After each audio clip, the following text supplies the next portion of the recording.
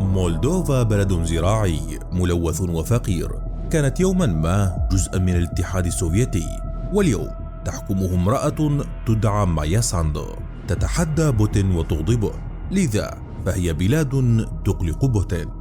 وعلى الجانب الآخر ليتوانيا أيضا كانت جزءا من الاتحاد السوفيتي، واليوم لديها شهرة لا يمكن أن تضاهيها أي شهرة، فنساؤها هن الأكثر طلبا في أوروبا، والأوروبيون يأتون سنويا بالملايين بحثا عن شريكة لهم في هذه البلاد.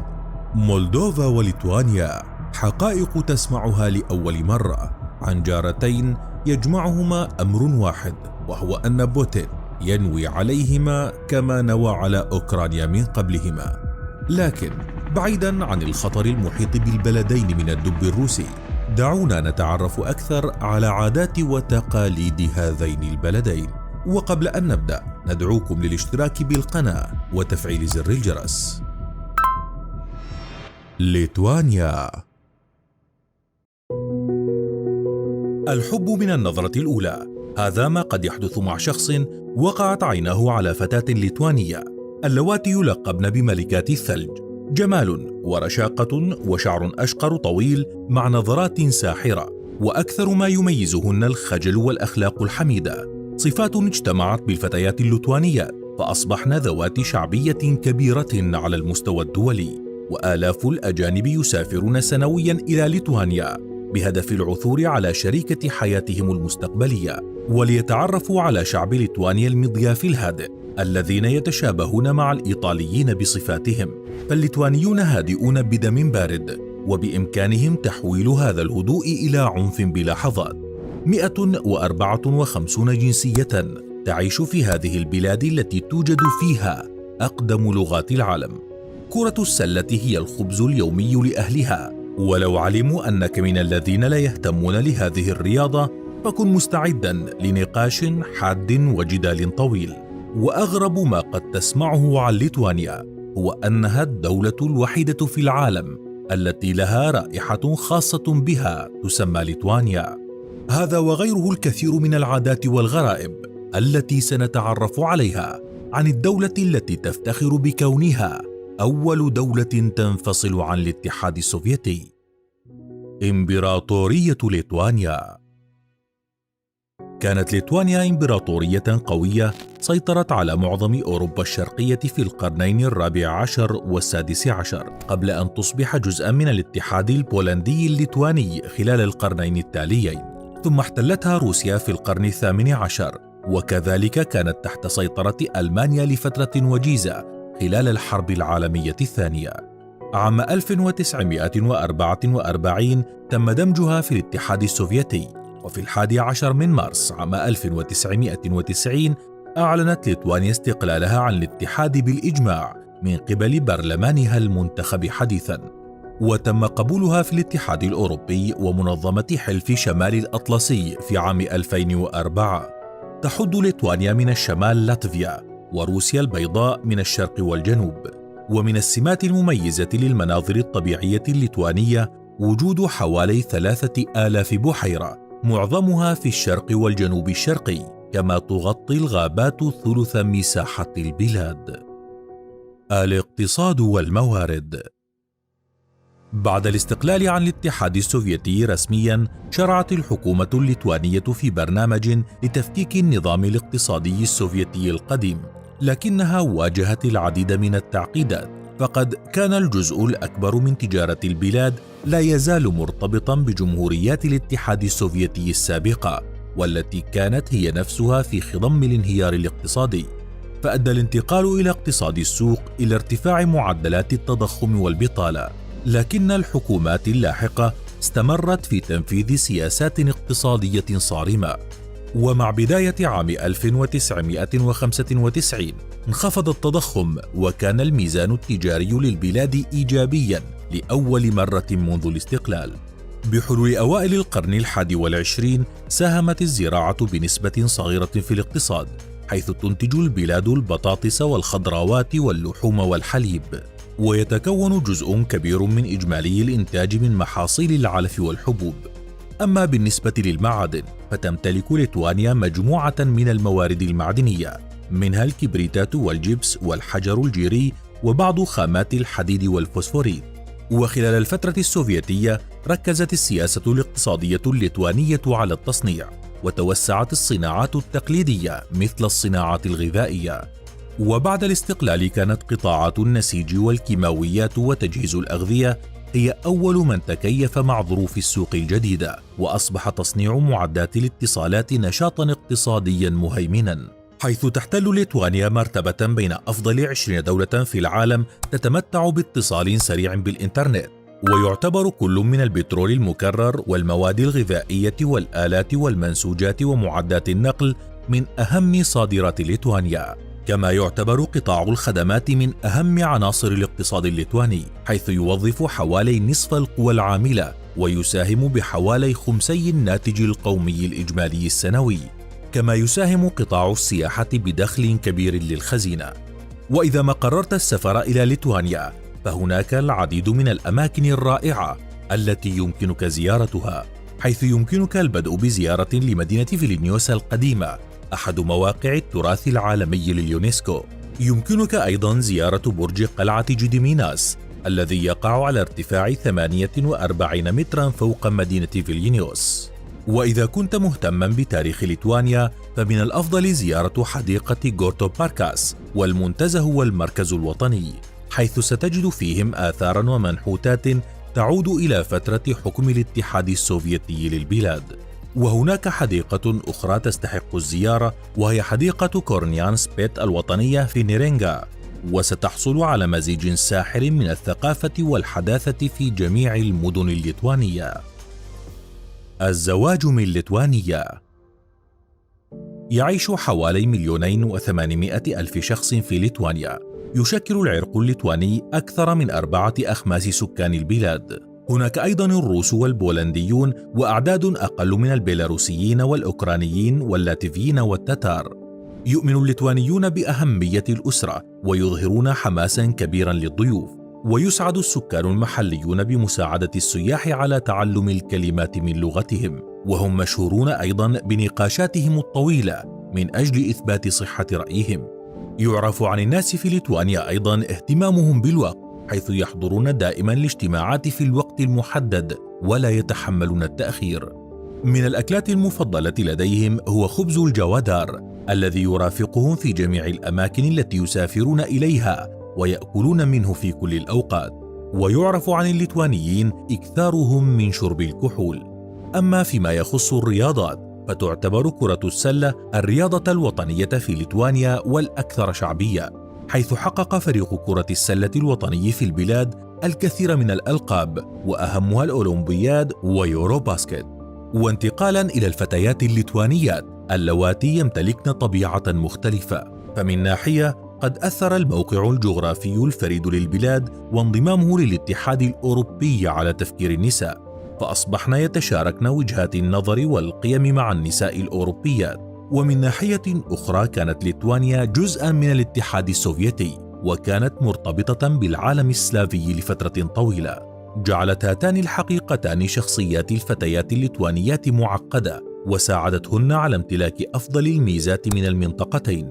ومن الأمور التي تؤمن بها النساء الليتوانيات هو أن الصحة هي إحدى الأشياء الأكثر قيمة في الحياة، فنادرا ما تراهن يأكلن الوجبات السريعة أو يشربن الكثير من الكحول، ويمتلكن قدرة كبيرة على حسن إدارة المال. أيضا فإن من أولويات المرأة الليتوانية هو أن تكون أمًا صالحة لأولادها. كل هذه الميزات بالإضافة للجمال والأناقة مكنت المرأة الليتوانية من أن تحظى بشعبية كبيرة لدى الأجانب. مولدوفا.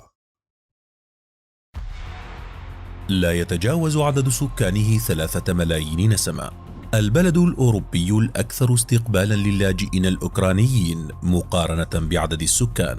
سمعنا عنه أكثر من مرة في عناوين الأخبار بسبب احتمال لوجود غزو روسي مرتقب لهذا البلد الحدودي مع أوكرانيا.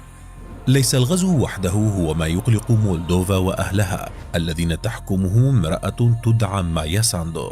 وإنما هذا البلد الزراعي يعاني من فقر شديد وتلوث هو الأضخم في أوروبا، كما أن سكانه هم الأكثر شربا للكحول في العالم، مما يجعل معدل أعمارهم يتراجع.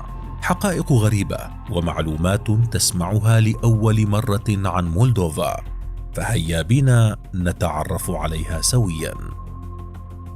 بيسارابيا. كانت مولدوفا واحدة من ضمن دول الاتحاد السوفيتي تعرف باسم بيسارابيا، وعند انهيار الاتحاد في أغسطس عام 1991 أعلنت استقلالها واتخذت اسم مولدوفا. بعد عام واحد أصبحت عضوا في الأمم المتحدة، ومنذ ذلك التاريخ واجهت مولدوفا مجموعة من التحديات، منها بناء سيادة الدولة مع صعوبة إيجاد قادة سياسيين غير مرتبطين مع روسيا، إضافة إلى الانتقال من الاقتصاد الخاضع للسيطرة إلى اقتصاد السوق الحرة. وأكثر التحديات التي واجهتها وما زالت إلى الآن هو أن الصناعة المولدوفية كانت تقع في منطقة ترانسدنستريا الانفصالية، والتي أعلنت استقلالها عن مولدوفيا عام 1990 دون اعتراف الأمم المتحدة بها، وأطلقت على نفسها اسم جمهورية بريدنستروفيا المولدوفية. على أثر ذلك اندلعت حرب أهلية قصيرة لم تستمر طويلا، ورغم وقف النار ظلت العلاقات متوترة بين مولدوفا وإقليم ترانسدنستريا، ولا تزال القوات الروسية موجودة في المنطقة الأمنية، كما يتحدث 60% من سكان هذا الإقليم اللغة الروسية.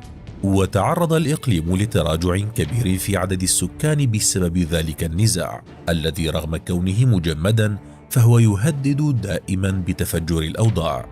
وحاليا يتوقع على نطاق واسع اندلاع حرب هناك بدعم روسي. البلد الزراعي. تحد مولدوفا أوكرانيا من 3 جهات، ورومانيا من الجهة الرابعة الغربية، ويقع الجزء الأكبر من الجمهورية بين نهري بروت ودنستر. اللغة الرسمية في هذا البلد هي اللغة الرومانية، كما أن جل مواطنيها ينحدرون من الإثنية الرومانية أيضا. ويحق لكل مواطن مولدوفي من أصول رومانية الحصول على جواز سفر روماني، وبما أن رومانيا من ضمن دول الاتحاد الأوروبي، الأمر الذي يسمح للمواطن المولدوفي السفر إلى أوروبا والعمل فيها. ويلجأ السكان هناك إلى السفر نحو أوروبا للهروب من الفقر الذي تعاني منه البلاد، حيث يعيش حوالي 19% من سكان الريف في مولدوفا في فقر شديد، مقابل 5% في المناطق الحضرية. وتقتصر الفرص الاقتصادية في ريف مولدوفا بشكل أساسي على الزراعة. أعظم موارد مولدوفا هي تربتها الخصبة ومناخها الدافئ والمعتدل، وكلاهما يساهم في الإمكانات الزراعية للبلاد، إذ أن أكثر من نصف أراضي الدولة صالحة للزراعة، وتستخدم معظم تلك الأراضي لزراعة محاصيل مؤقتة، ويستخدم حوالي عشر الأرض لزراعة محاصيل دائمة. وأشهر الزراعات هناك هي زراعة العنب الذي يغطي حوالي 3% من مساحة الدولة. كما تمتلك مولدوفا شبكة متطورة من الأنهار والجداول تصب جميعها جنوبا في البحر الأسود، وتتواجد الغابات في شمال ووسط مولدوفا، بينما يمر حزام السهوب في الجنوب. وهناك أكثر من 1500 نوع من النباتات في الجمهورية، وكانت مولدوفا الأقل حضارية من بين جميع الجمهوريات السوفيتية. أدى التصنيع إلى نمو المدن الكبيرة والصغيرة في كل جزء من الجمهورية، وتطورت العاصمة كيشناو بشكل كبير، وأصبحت المركز الاقتصادي والإداري والثقافي للجمهورية. تشمل الموارد الطبيعية الأخرى بالإضافة للتربة الخصبة كميات محدودة من الليجند الموجود في الجزء الجنوبي من البلاد، والفوسفوريت والجبس الموجودين في جميع أنحاء مولدوفا. كما تم اكتشاف رواسب من الغاز الطبيعي في الجزء الجنوبي من البلاد. ويعتمد القطاع الصناعي في اقتصاد مولدوفا بشكل أساسي على معالجة الأغذية، مع استمرار تطوير صناعة بناء الآلات وهندسة الطاقة والسلع الاستهلاكية ومواد البناء. الثقافة والاتصالات. أغلبية السكان في مولدوفا يعتنقون الديانة المسيحية، والأغلبية منهم ينتمون إلى الكنيسة الأرثوذكسية. وكدولة أرثوذكسية شرقية بشكل رئيسي، تحتفل مولدوفا بالأعياد المسيحية. أما عن الإسلام هناك فقد بدأ ينتشر بشكل ملحوظ مؤخرا، ويصل عدد المسلمين فيها إلى ما يقارب 30,000 مسلم. وفي عام 2011 اعترفت جمهورية مولدوفا بالدين الإسلامي قانونيا. لا تزال الروابط التاريخية بين بيساربيا ورومانيا والقرابة العرقية للمولدوفيين والرومانيين تنعكس في ثقافة مولدوفا. واشتهرت البلاد في الحقبة السوفيتية بجودة تعليمها الموسيقي، حيث عمل العديد من الملحنين والمقاولين الروس في هيئة التدريس بأكاديمية كيشناو للموسيقى. ويعتبر أركادي لوكسمبورغ أحد خريجي الأكاديمية ملحنا عالميا. وكدولة نامية فإن نظام النقل في مولدوفا ليس بنفس معايير الدول الأوروبية، ومع ذلك استثمرت البلاد مبالغ كبيرة من المال في البنية التحتية للنقل في السنوات الأخيرة الماضية. تمتلك مولدوفا بنية تحتية قوية للاتصالات السلكية واللاسلكية، فيوجد بها واحدة من أفضل وأرخص خدمات الاتصالات والإنترنت في العالم. والعملة الرسمية في البلاد هي الليو المولدوفي، ويرمز له بالرمز MDL. السياحة. لأن مولدوفا دولة بعيدة ونائية، فهي وجهة مناسبة للأشخاص الذين يبحثون عن العزلة والهدوء وكذلك المغامرة، حيث تنفرد مولدوفا بمجموعة من المناظر الطبيعية الخيالية مثل الأنهار والوديان. والوقت المناسب لزيارتها في الفترة ما بين مايو ويوليو. كما تمتلك بعضا من الأماكن التاريخية المثيرة مثل المتاحف، حيث يوجد فيها أكثر من 100 متحف، بالإضافة للحدائق الكبيرة والمساحات الخارجية. كما تضم مولدوفا العديد من الكهوف التي يمكن استكشافها، بما في ذلك كهف المفاجآت. وهناك عدد قليل فقط من المولدوفيين يتحدثون الإنجليزية، لذا فاحرص قبل السفر على تعلم بضع كلمات من الرومانية أو الروسية. ومن الغريب أن تكون مولدوفا البلد الأكثر تلوثا في أوروبا، بالرغم من أنها بلد غير صناعي، لكن السبب في ذلك يعود إلى التصنيع الثقيل خلال الحقبة السوفيتية وعدم التخلص من النفايات بشكل سليم. كما يؤدي الاقتصاد الزراعي التقليدي في مولدوفا أيضا إلى تلوث المياه الجوفية وجريان الأسمدة في المجاري المائية. كما تعاني البلاد من مشاكل صحية كبيرة، لأن سكان مولدوفا هم أكثر من يشربون المشروبات الكحولية في العالم، حيث يستهلك المواطن المولدوفي العادي 18.22 لترا من الكحول سنويا، أي حوالي 3 أضعاف المتوسط العالمي البالغ 6.1 لتر. ومن المحتمل أن معدلات الاستهلاك هذه هي التي تؤثر في متوسط العمر المتوقع المنخفض نسبيا في البلاد. والآن، وبعد أن تعرفنا على هذين البلدين الأكثر عرضة للاستهداف الروسي، هل ترغب بزيارة أحد البلدين ولماذا؟ أخبرنا رأيك في التعليقات.